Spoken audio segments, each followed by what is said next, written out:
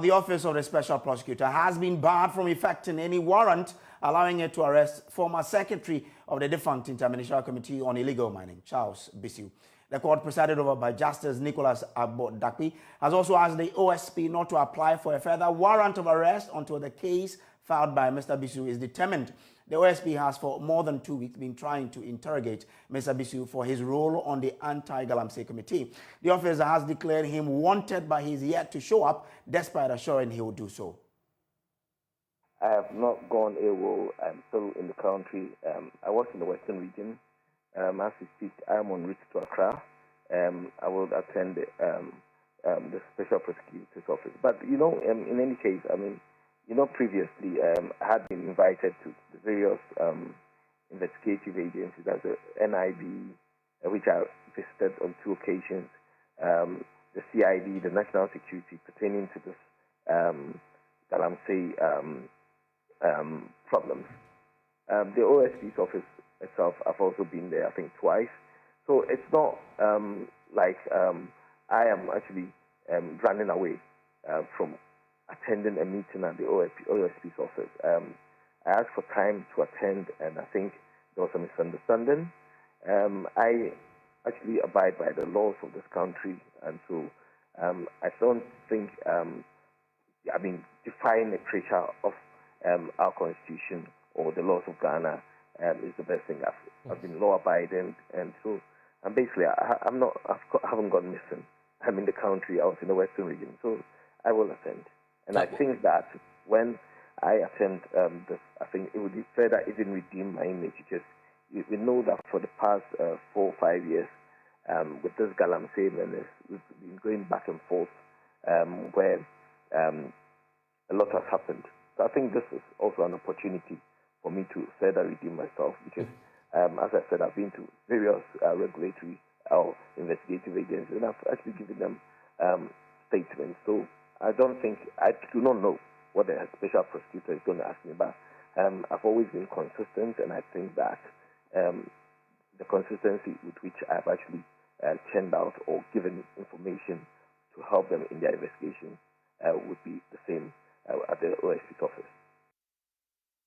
We'll bring you more on this later on, but meanwhile, the minority in Parliament says the Special Prosecutor, Kisieja Jabeng, must go after the big Galamsey names and stop harassing persons like Professor Frimpong Boateng.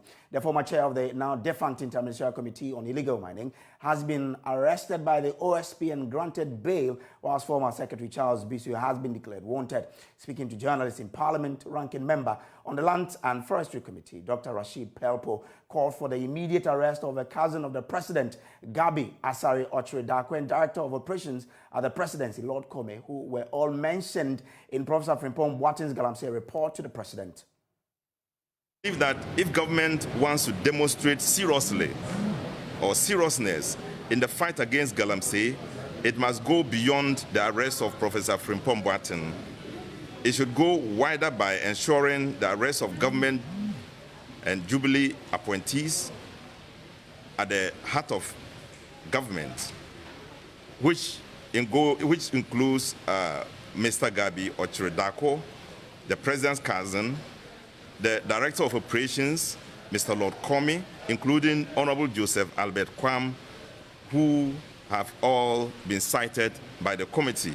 It is our opinion that a public inquiry on the committee reports and damage to our forest reserves is necessary, especially with the now wider destruction of our lands and rivers by Galamsey operators. It is unthinkable that the state, including all its reserves, its lands, rivers, money, people, are left to an elected government to manage. And it turns out that the government itself is a key sponsor of the destruction and misuse of these resources.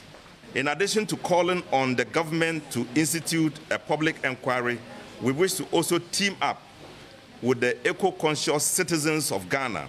Number 1, we ask government to revoke the executive instrument EI 144, forest cessation forest reserves. The instrument is 2022.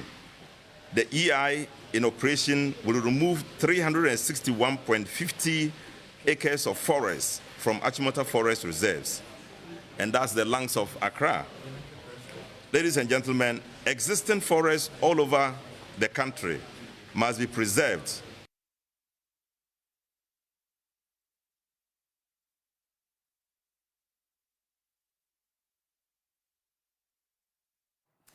Legal affairs correspondent Joseph Akable joins me in studio with more. Joseph, grateful for joining us. Tell us more about this application by the lawyers of Charles Bissue. And so it has to do with a number of the issues they've already raised in the public domain. We know that they have actually filed an application in court. They are asking for a copy of the petition that was filed at the Office of the Special Prosecutor that gave rise to the investigation that they undertook in relation to Charles Bissue. And so they told the court that because they do not have a copy of that particular petition, it means that they do not know the basis upon which he was investigated in the first place. And so any such subsequent, the OSP subsequently securing a warrant of arrest, it meant that such a warrant was not secured in accordance with law.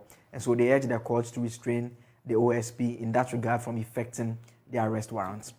They go on to also make the point that the notice that was published by the Office of Special Prosecutor, you recall last week, the notice that declared Charles Bissue wanted, and we know that he had also told us that he was going to actually show up at the Office of the Special Prosecutor. We know that notice is still online. He has not showed up. They made a point that that notice is not supported by law. They said it is illegal, and so the court should also speak on that matter as well. And so the court granted this request. Three main orders. The first is to the effect that the OSP is barred from effecting any warrant it has purportedly procured to allowing it to arrest Charles Bissue. The second is that they are barred from making any application for a further warrant to arrest Charles Bissue. And the final one being that they are to desist from making any further publications declaring him as wanted. So with what the court has said, what's the next leg of this particular matter? We have also been checking with our sources at the Office of Special Prosecutor.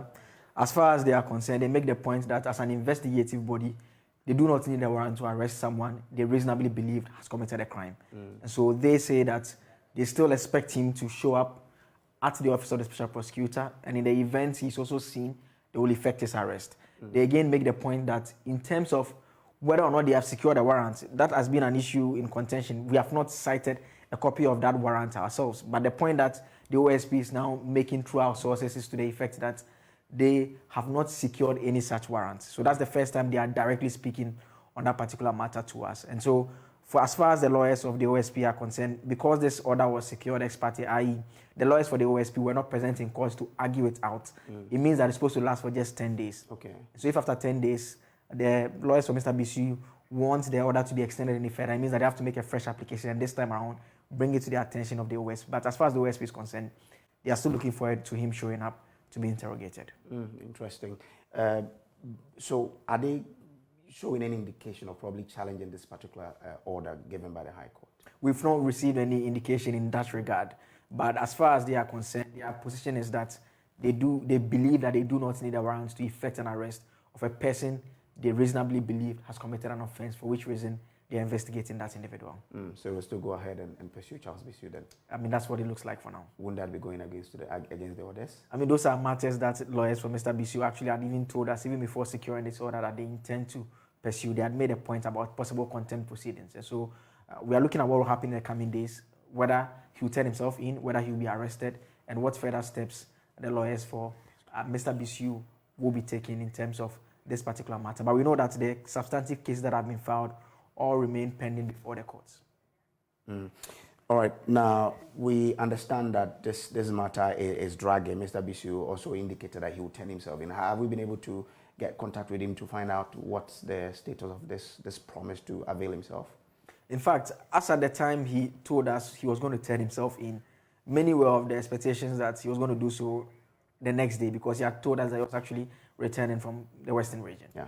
And so apparently the lawyers were also working behind the scenes, because the lawyers are taking the view that because of the pending motions they had filed, they do not believe that he's supposed to show up at the OSP at all. And so it appears that while the discussion for him to turn himself in was ongoing, the lawyers were also working behind the scenes to block that. And so as far as their lawyers are concerned, this effectively means that it's not going to show up. But that is a different understanding that the OSP is also attaching to it, because they are now making the point that there's no warrant in the first place. And to be fair to the OSP, the application that was filed in court by lawyers for Mr. Bissue, which was granted today, they used the expression purported warrant because they themselves did not even have a copy of the warrant to attach to that process. All right. Well, let's go to Parliament now, where our Parliamentary Affairs correspondent Kweku Asante is joining us from there, because we know that there's been some reaction to the OSP because the minority is asking the Special Prosecutor Kissie Jabeng to go after big names in Galamsey and stop harassing persons like Professor Frimpong Boateng, the former chair of the now defunct Inter-Ministerial Committee on Illegal Mining. Now, Kweku Asante is joining us on phone from Parliament. Kweku, what has Parliament been saying? We had Dr. Rashid Pelpo there, but what else have they been saying in relation to the activities of the OSP? So the minority is concerned that the OSP is seemingly going after what they call small fishes. They believe that there are big fishes who are involved in this Galamsey menace. They mentioned specifically, like the place, Gabi Ataros and Akola Kome of the Jubilee House. They say that these are all persons who are implicated in Professor Frimpong Boateng's report. They expect that these persons will also be arrested and treated the same way Professor Frimpong Boateng has been treated. They have not seen that. They are still insisting that a public inquiry of the court is needed to go into the details of Professor Frimpong Boateng's report. But there's been reactions coming in of this new order from the court that the special prosecutor cannot arrest Bissue in terms of the warrant that has been secured by the court. Some of these NDC and in particular say that these are small cases and that they are concerned that the special prosecutor is misdirecting its energy in terms of how this illegal mining menace is going on. Interesting. Let's see how this particular matter also pans out. I'm grateful for joining us there from Parliament now.